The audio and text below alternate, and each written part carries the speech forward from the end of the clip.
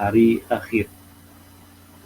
Ya, sebelum lebih lanjut kita berbicara tentang beriman kepada hari akhir, ada baiknya kita lihat dulu konsep pembelajaran kita hari ini, yaitu beriman kepada hari akhir.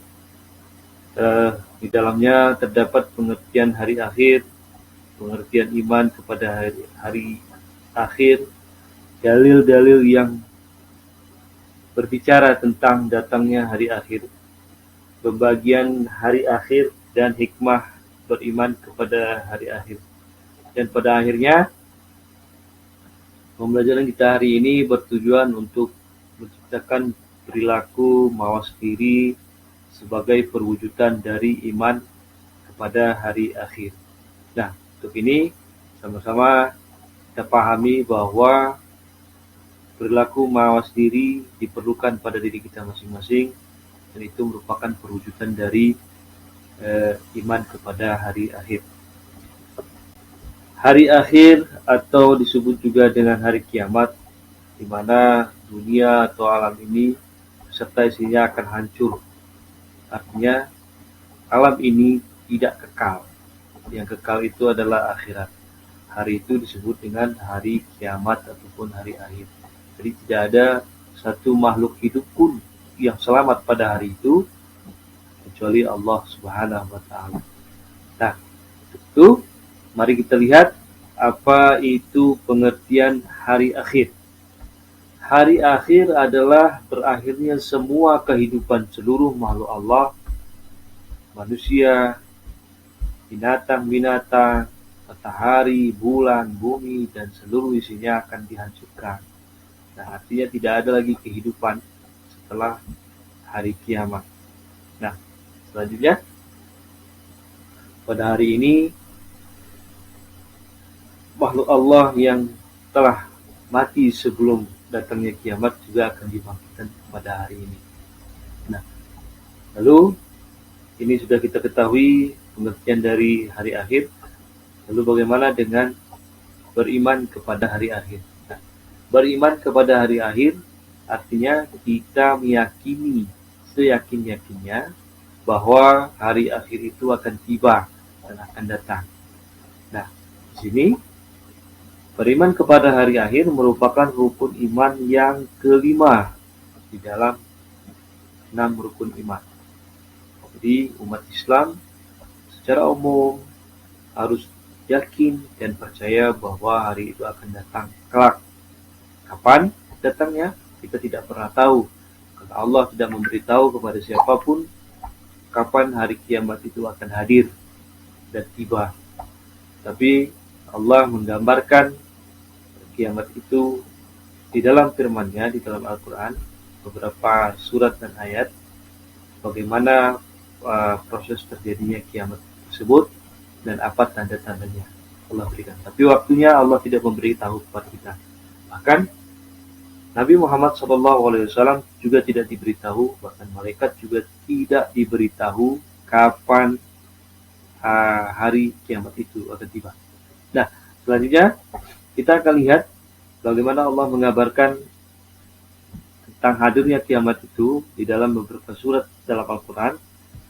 Yang pertama terletak di surat Al-Infitar ayat 1-5, kedua Al-Waqi'ah ayat 4-6, lalu Al-Quran surat Al-Hajj ayat ke-7, dan Al-Quran surat Al-Qasas ayat ke-88. Kita lihat yang pertama pada surat Al-Infitar ayat 1-5.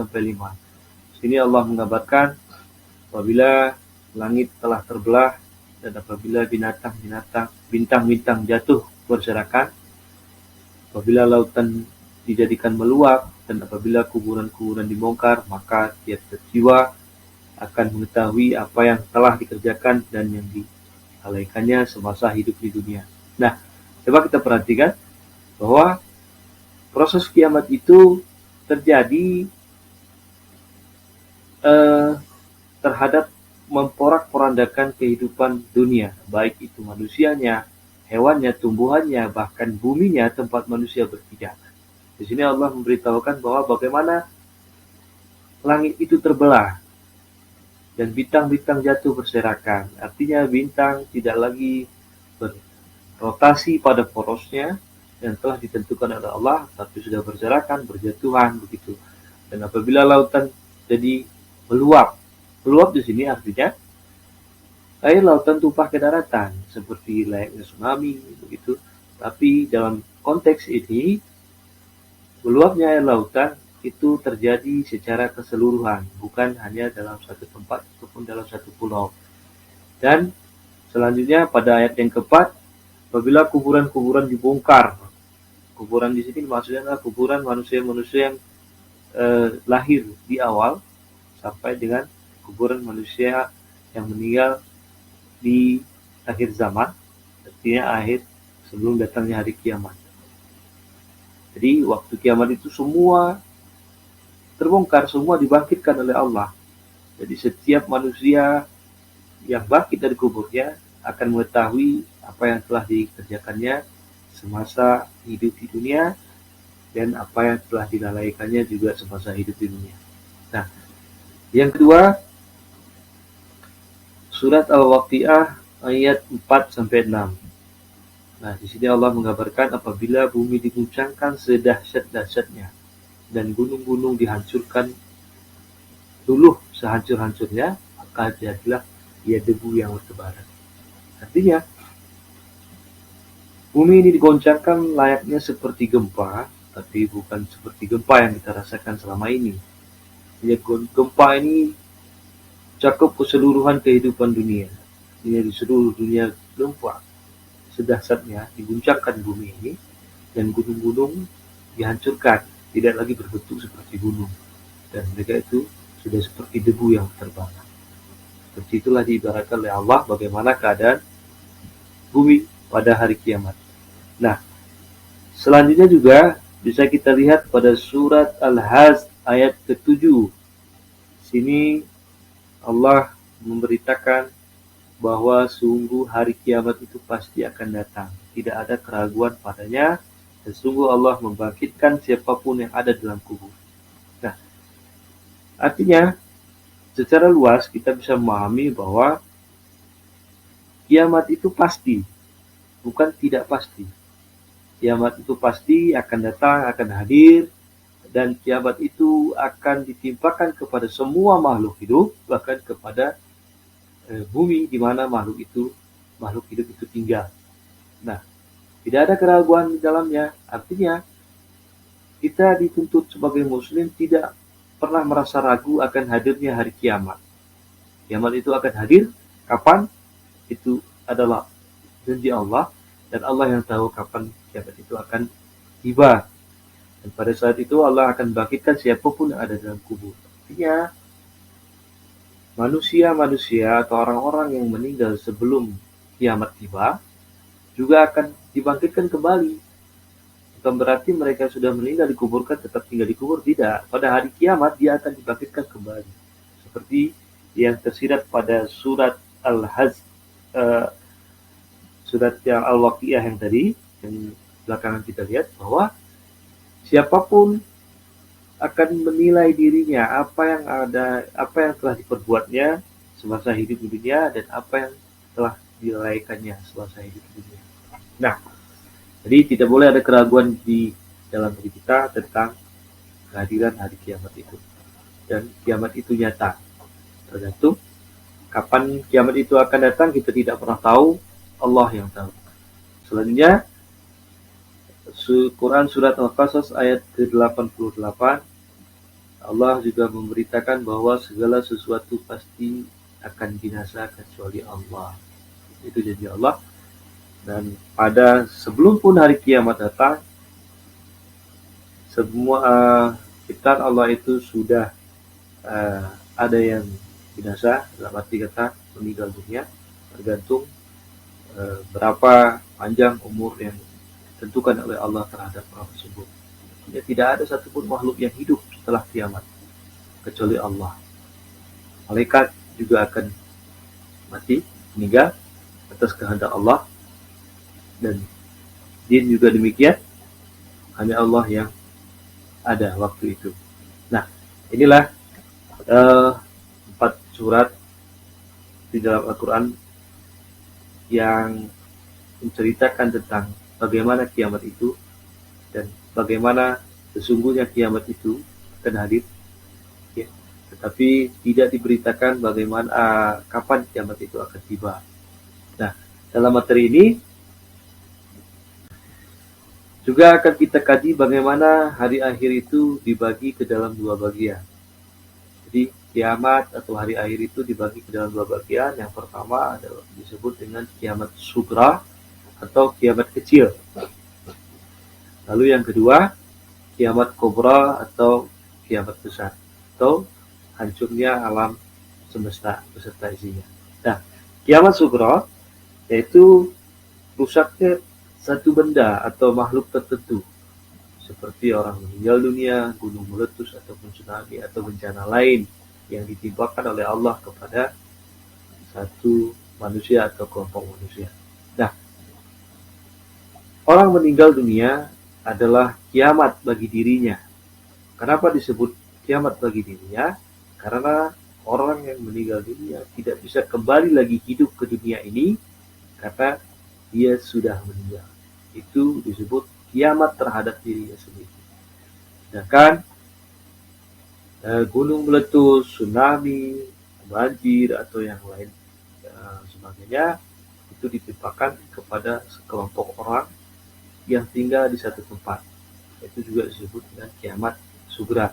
Kiamat sugra ini bisa jadi menjadi peringatan, teguran dari Allah Subhanahu wa taala atas segala perbuatan yang dilakukan di dunia ini.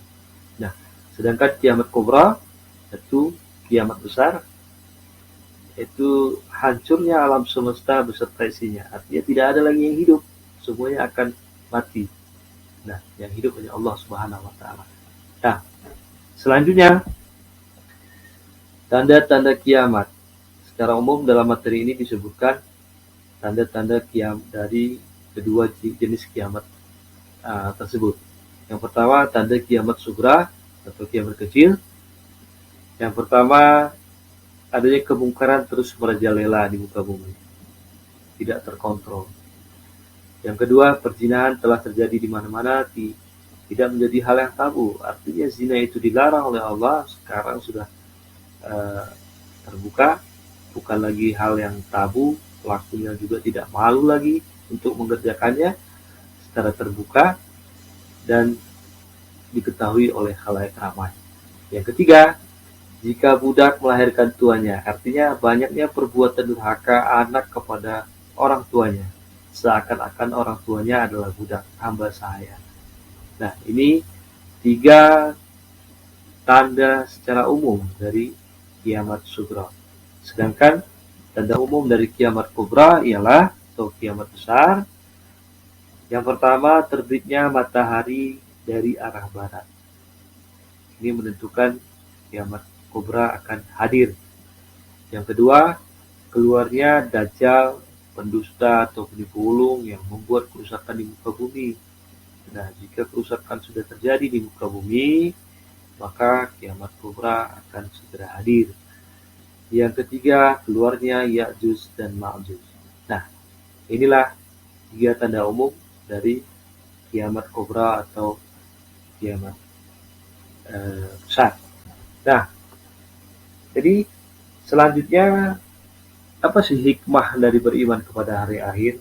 Artinya seperti yang disebutkan di dalam ayat yang tadi, bahwa tidak ada keraguan akan hadirnya hari kiamat itu.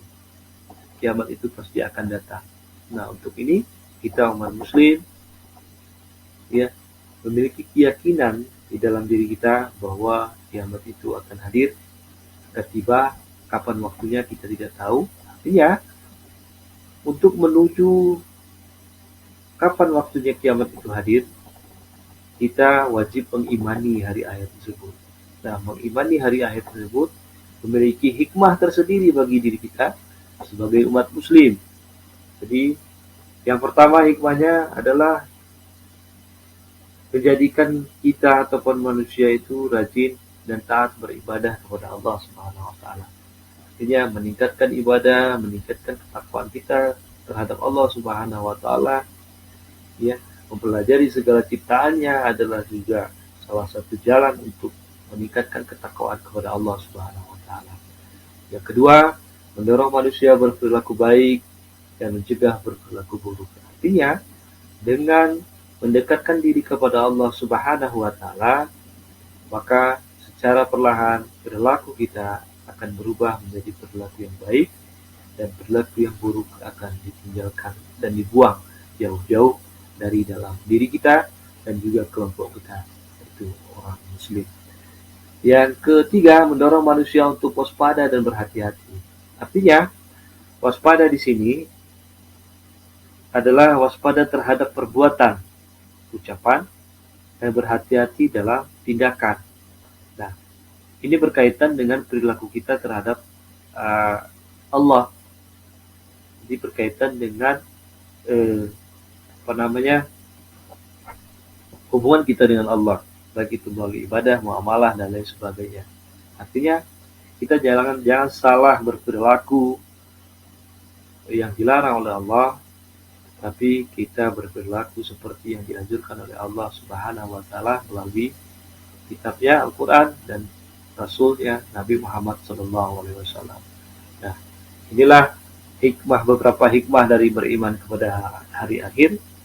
Semoga dengan mengimani hari akhir, ketaatan dan tingkah laku kita berubah dan peningkatan ketakwaan kita kepada Allah Subhanahu wa taala semakin ditingkatkan.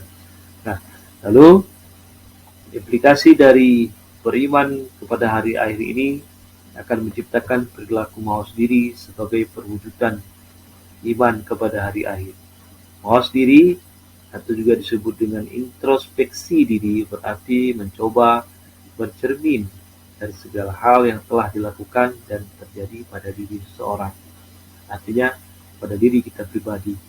Artinya secara luas segala perbuatan, tindakan, dan perilaku kita itu menjadi cerminan dari diri kita sendiri.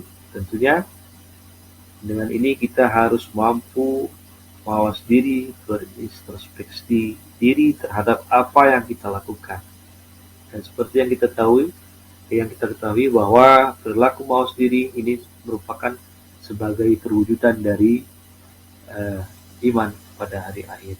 Nah, demikian materi ini sampaikan untuk hari ini. Minggu depan insya Allah kita bertemu kembali.